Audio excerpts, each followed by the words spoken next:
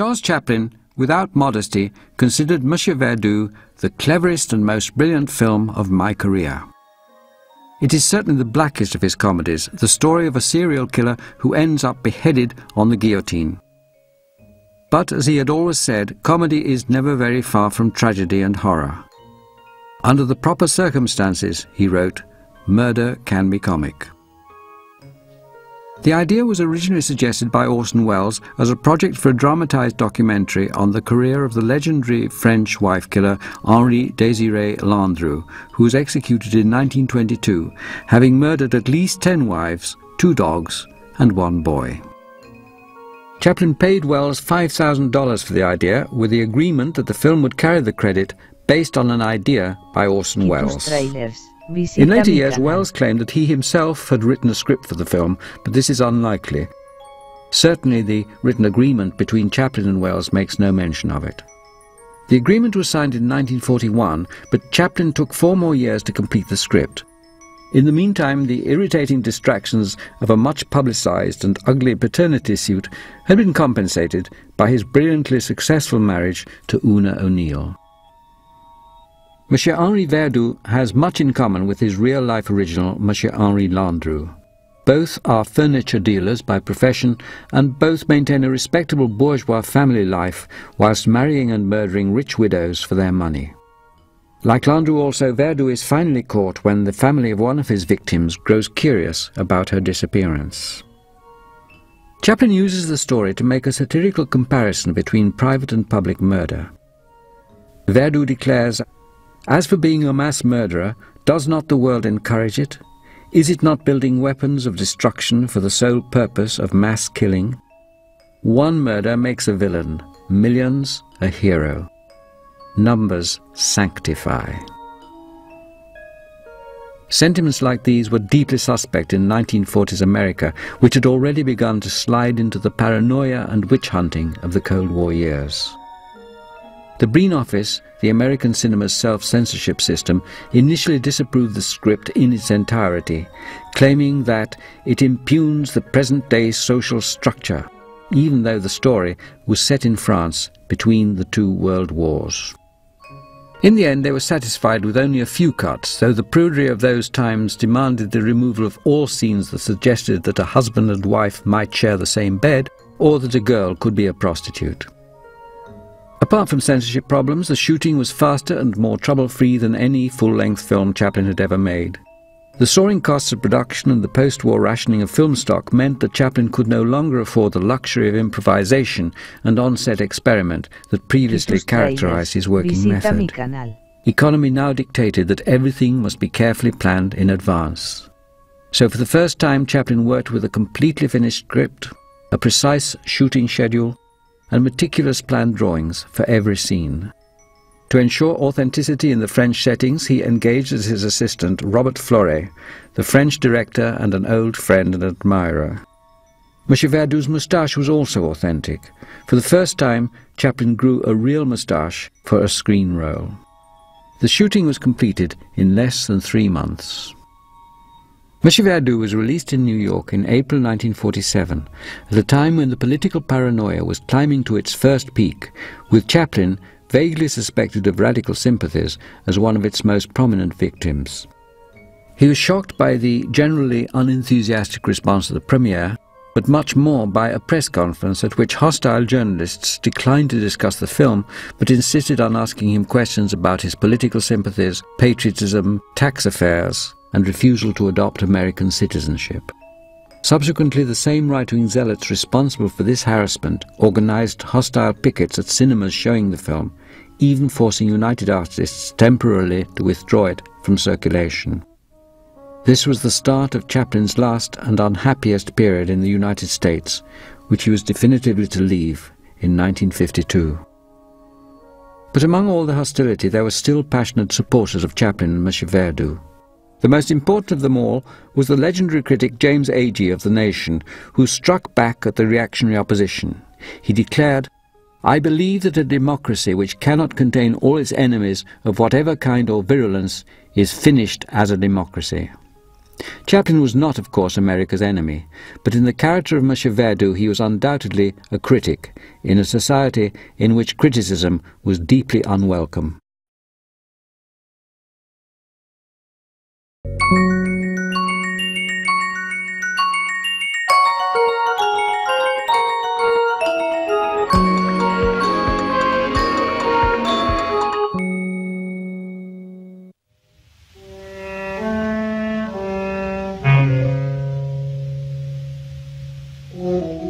Good evening. As you see, my real name is Henri Verdoux, and for 30 years I was an honest bank clerk until the Depression of 1930, in which year I found myself unemployed. It was then I became occupied in liquidating members of the opposite sex. This I did as a strictly business enterprise, to support a home and family. But let me assure you that the career of a blue beard is by no means profitable. Only a person with undaunted optimism would embark on such a venture. Unfortunately, I did. What follows is history. With Monsieur Verdoux, Charles Chaplin abandoned the costume of the tramp for good. He produced, wrote, directed, starred in and composed the music for this, his 7th feature film, shot in 1946 and released in 1947. Quand avez-vous vu Verdoux pour la première fois? J'ai vu Verdoux pour la première fois le soir de la première au Gaumont Palace. Moi, ce qui m'avait vraiment frappé, c'est par rapport au film précédent, c'était une facture qui n'était plus du tout issue du muet. Encore que, quand je le vois maintenant, je m'aperçois que c'est pas tout à fait vrai, mais qui trouvait une forme, qui était une forme de cinéma parlant, qui n'était pas tout à fait présente encore, à mon avis, dans Le Dictateur, où il y avait une espèce d'alternance entre des scènes à discours et des scènes muettes. Alors que là, c'était un film, définitivement un film conçu parlant. Orson Welles first came up with the idea for Monsieur Verdoux.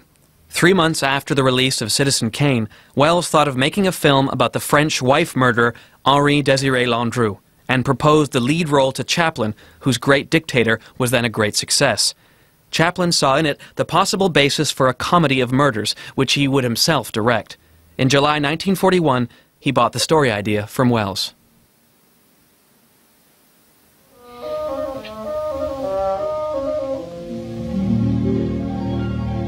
Chaplin had long been fascinated by Landru, and he combined his character with that of the English aesthete and murderer Thomas Wainwright, about whom Oscar Wilde had written an essay.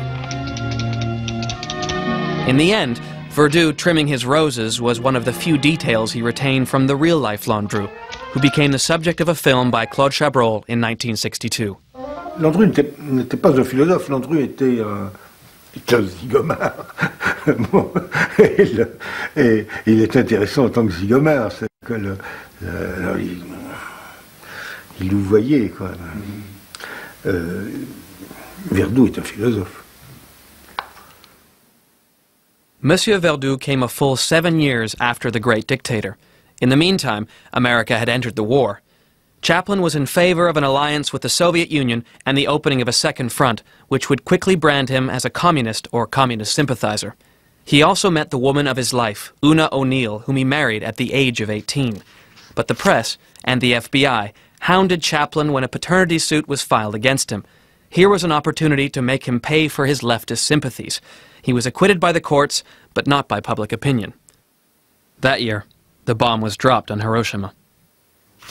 Monsieur Verdoux would serve as a mirror to those troubled times in which the best-loved man in the world became a public enemy. Never, never in the history of jurisprudence have such terrifying deeds been brought to light. Gentlemen of the jury, you have before you a cruel and cynical monster. Look at him.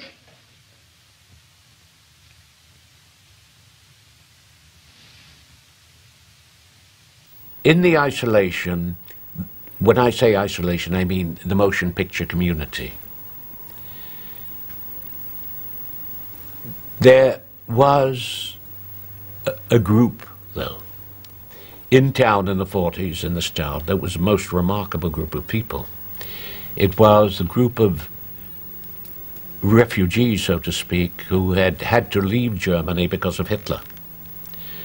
And that would include Brecht, Thomas Mann, Heinrich Mann, Leon Feuchtwanger, Hans Eisler,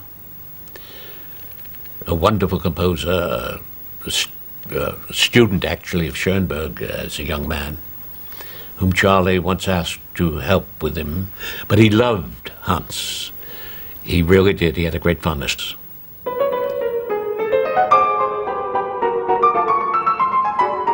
When Eisler was summoned before the House Un-American Activities Committee, Chaplin publicly declared he was proud to be his friend. In a gesture of defiance, he opened Monsieur Verdoux in Washington the day after Eisler's hearing. In describing the harassment he was subject to, the composer seemed to speak as much for Chaplin as for himself. I have no any authority at all, but if you had made such a hearing without giving every week, the last 12 months, things about me, which are not even sometimes the truth, but distortion or invention of somebody which told it to one of the members of the committee, when you would go into this fantastic press campaign against an artist, I'm sure every red-blooded artist will be, after 1 year, after you nearly ruined him, very angry about this. Hans Eisler was threatened with deportation, and Chaplin asked Picasso for support. But solidarity among artists was no longer on the agenda, and to appeal to a foreign artist, and a communist to boot, was frankly a suicidal gesture.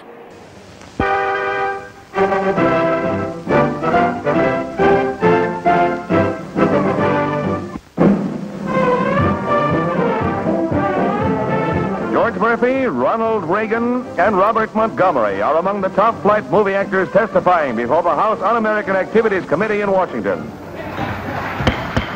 For the motion picture industry, it was the start of the witch hunts, and Chaplin was to be its greatest victim. There will be no demonstrations. Senator Kane, Representative Rankin, and the Catholic war veterans called for his deportation.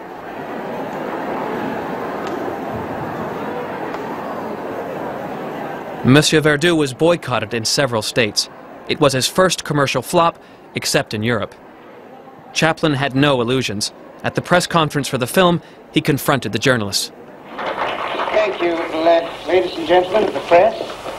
I'm not going to waste your time. I shall say proceed with the butchery. When all the world turns against a man, he becomes holy, he wrote in his notes for Verdoux. He lent his characters his own embittered reflections. Where there are no facts, sentiments prevail. As well as, it is more important to understand crime than to condemn it. Il met entièrement en cause la société à travers cet assassin. Là, il y a une des phrases les plus terrifiantes contre une société qui ait jamais été prononcée, qui est prononcée dans Monsieur Verdoux, c'est je cite la version française, mais ça c'est le nombre sanctifie. C'est tout. Bon, c'est la justification de Verdoux et la condamnation de toute société criminelle, enfin de toute société guerrière. I don't see how anyone can be an example in these criminal times. Well, you certainly are, robbing and murdering people. That's business. Well, other people don't do business that way. That's the history of many a big business. Wars, conflict, it's all business. One murder makes a villain, millions a hero. Numbers sanctify, my good fellow. The Production Code Administration, the film industry's internal censorship board, made no mistake about it. Before production started, approval was refused, labeling the scenario, still called A Comedy of Murders, unacceptable. In his indictment of the system and the social structure, the filmmaker offered a rationale of Verdoux's crimes in terms of their moral worth. He minimized them in comparison with the mass murders of war. Worst of all, the board considered Verdoux's attitude toward God blasphemous. Parce que là, c'est un film athée, véritablement athée. Et c'est très difficile de proclamer son athéisme aux États-Unis. Father Pharaoh to see you. By all means, show him in. Le discours avec le prêtre est quelque chose de formidable, parce que le prêtre, qui n'a pas du tout montré d'une manière ridicule, qui ne dit pas de bêtises, simplement, il se trouve échec et mat.